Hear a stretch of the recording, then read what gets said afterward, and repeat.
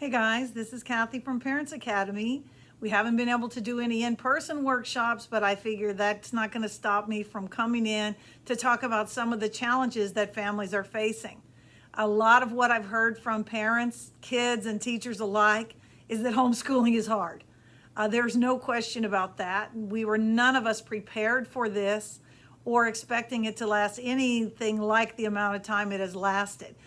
From a kid's perspective, they miss their friends, they miss activities, they miss recess, they miss lunchtime, they miss PE, they miss the connection. For parents, it's very much the same. They miss having a lunch break because your children are there 24/7, infinity and beyond. You don't have the same opportunities to get done what you need to do and to compartmentalize. I'm in work time now, I'm in home time now. Some of you are in work time and home time simultaneously. So trying to do your own work and also supervising a child of any age and stage who's trying to do homeschool kind of puts you into the double trouble category. For educators, this is totally uncharted territory as well. There's nobody who has it easy in this current situation. And the reality is it's really a character building time, not just for our children, but for ourselves as adults, as educators. We are all educators. We always say parents are the first and most important teacher their children will ever have. Well, in this era of homeschooling, you might be the only teacher your children have right now.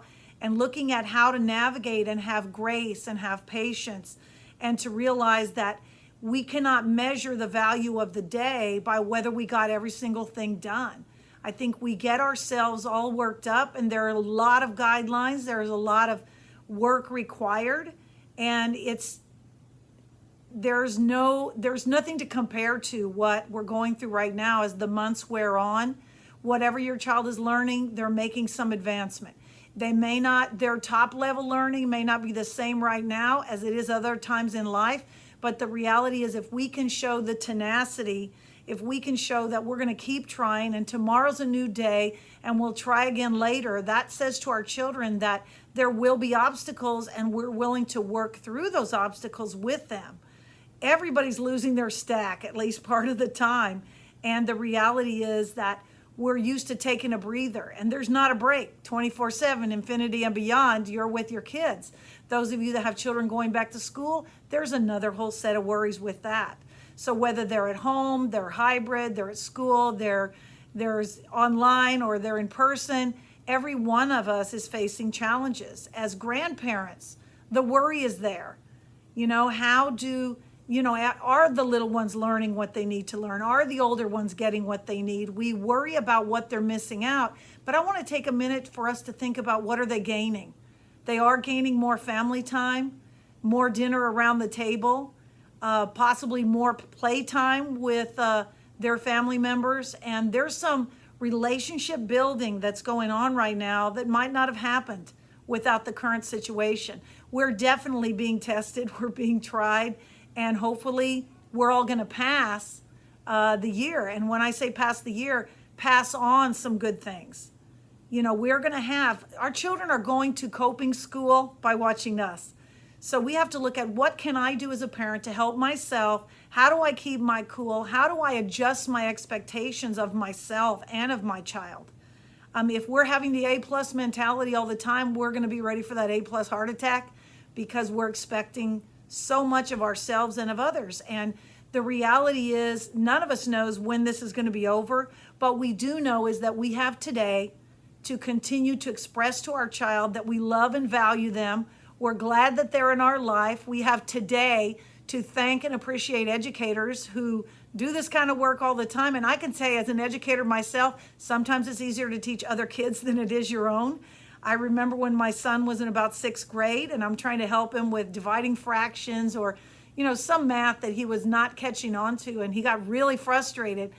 And he's like, well, you just don't know how to teach. And I'm like, Jose, I've taught thousands of kids and they all thought I was a great teacher. He goes, well, they're lucky. They are just lucky because you're not their mom. And we all go through that.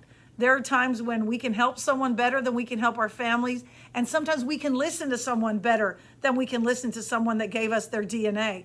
So if your children are losing patience with you and you are losing patience with them, realize that it's part of that give and take, that struggle, and just the changes we're going through. And if I can say at the end of this, I did my best, I loved you, I kept trying no matter what as a child, children are seeing a side of their parents that maybe they haven't seen.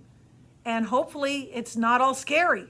Look at what you can do for yourself as a parent to keep your spirits up, to keep yourself not in line, but in focus. We have to look at what am I filling myself with, because I'm pouring out to everybody. And if I have nothing to give, I have nothing to pour out. So look at how you can take a little time for yourself and just give yourself some grace and some patience and some acceptance that maybe today's learning is not the most important learning your child will ever have. Maybe this year is not going to be like you thought it would be, but it's going to be a year when you work together. It's going to be a year when you pulled together, and it's going to be a year where your family was the most important thing in the middle of everything.